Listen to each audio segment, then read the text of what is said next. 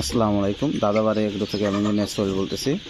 আজকে আমাদের মিশরীয় ফার্মি মুরগির বাচ্চা 24তম দিন বয়স। 18 থেকে 24তম দিনের মধ্যে গাম্বুরো ভ্যাকসিনের দ্বিতীয় ডোজ দেয়ারই। গত প্রথমে দিছি আপনার রানীক্ষেতের ভ্যাকসিন আপনার 7 থেকে 8 দিনের মধ্যে, তারপরে আপনার 6 দিন পরে দিছি আপনার গাম্বুরোর প্রথম ডোজ। আজকে চলতেছে গাম্বুরোর দ্বিতীয় ডোজ। আজকে 24 দিন বয়সে গাম্বুরোর দ্বিতীয় ডোজ দিচ্ছি। এই পানিটা আপনার যে কোনো ভেটেরিনারি দোকানে গেলেই পাওয়া যায়। এই পানি সহ বক্স 20 টাকা দাম নেয়। আর গাম্বুরো ভ্যাকসিন আপনার 300 ডোজের ভ্যাকসিন 240 থেকে 60 টাকা নিতে পারে দাম। বিভিন্ন জায়গা ভেদে কম বেশি হতে পারে। 300 মুরগির জন্য আর কি, আপনার বেশি 500 মুরগির জন্য নিলে হয়তো আর একটু কমের মধ্যে পাবেন।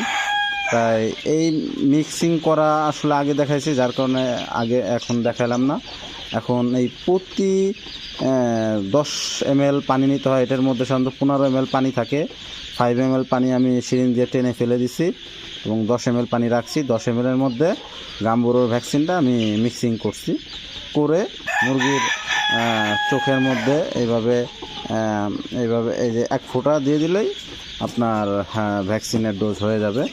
এবং 1 ফোঁটা দেওয়ার পরে এইটুকু খেয়াল রাখতে হবে মুরগি ঢেক গিলতেছে কিনা। মানে মুরগি যদি 1 ফোঁটা দেওয়ার পরে মুরগির ঢেক গেলে তাহলে বুঝতে পারবেন যে ভ্যাকসিনটা পরিপূর্ণভাবে ওর শরীরে পৌঁছাইছে। তো এই বিষয়গুলো অবশ্যই লক্ষ্য রাখবেন। এই যে দেখেন, এই 1 দেওয়ার পরে এই যে ও কিন্তু ওই যে ঢোক গেলে মুরগিগুলা। তাই অবশ্যই আপনারা এই বিষয়গুলো খেয়াল রাখবেন। এবং গাম্বুরো ভ্যাকসিন দেওয়ার পরে আজকে সাদা পানি দিয়ে দিবেন। কালকে সকালে আপনি লাইসো প্লাস একটা ঔষধ পাওয়া যায়। এই লাইসো, আমরা যেমন লাইসো ভিট দেই, ওই রকম লাইসো প্লাস একটা ঔষধ আছে। আপনার এই ঔষধটা শুধু 8 ঘন্টা চালাবেন, মানে ভ্যাকসিন দেওয়ার পরে পরের দিন 8 ঘন্টা চালাবেন। তারপর থেকে আপনি মূলত জিঙ্ক, যেটা জিঙ্ক হয়, জিঙ্ক কন্টিনিউ খাওয়ালে, আর যাদের পানির সমস্যা আছে তারা পানির পিএইচটা খাওয়াইতে পারেন। তাহলে দেখা যায় যে মুরগির কোনো পায়খানা রিলেটেড কোনো সমস্যা হবে না। তাই আমাদের ভিডিওগুলো ভালো লাগলে অবশ্যই লাইক, কমেন্ট, শেয়ার করবেন এবং আমাদের চ্যানেলটি সাবস্ক্রাইব করে রাখবেন।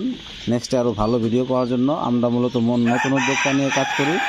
নতুন উদ্যোক্তাদের যেন অনেক কিছুতে